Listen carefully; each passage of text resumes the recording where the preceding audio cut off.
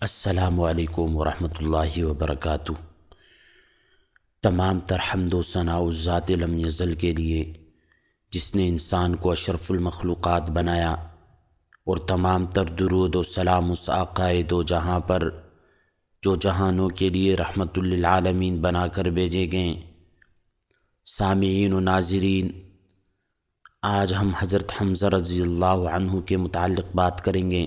اسلام کے نام لیوا کم تھے، ابھی تک یہ دین قسم پرسی کے عالم میں تھا، مگر اللہ نے اپنی دین کے مددگار پیدا کرنے کا فیصلہ کر لیا تھا۔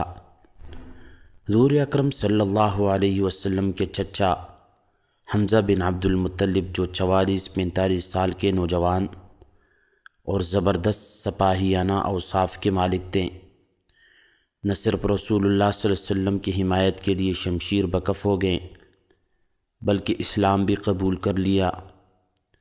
ہوا یہ کہ ایک دن ابو جہل نے صفا پہاڑ پر سب شہریوں کے سامنے رسول اللہ صلی اللہ علیہ وسلم کی بری طرح توہین کی اور گالیاں دیں۔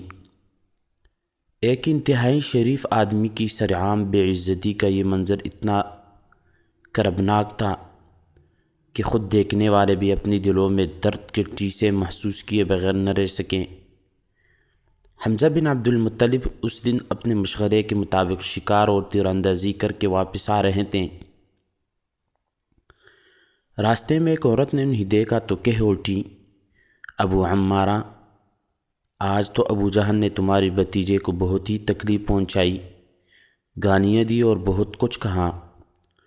یہ سنتے ہی حمزہ بن عبد المطلب بے تاب ہو کر ابو جہل کی تلاش میں نکلے۔ دیکھا کہ وہ صفا مروہ کے درمیان قریش کی ایک محفل میں بیٹھا ہوا ہے۔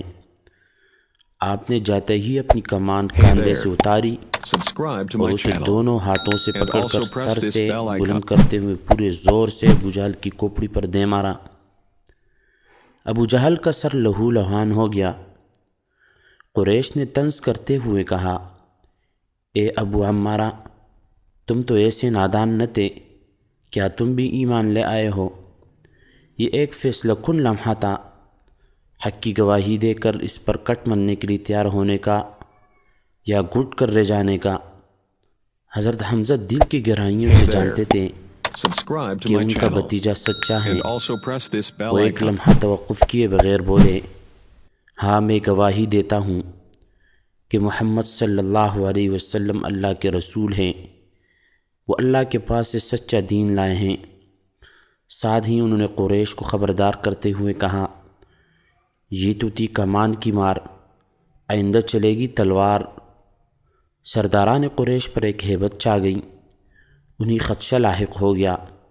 ایسے دلیر لوگوں کے اسلام قبول کر لینے کے بعد مسلمانوں کو دبانا مشکل ہوتا جائے گا۔ سامعین و ناظرین، اب تک کے لیے اتنا ہی۔ مزید جاننے کے لیے چینل کو لازمی سبسکرائب کریں۔ اللہ حافظ۔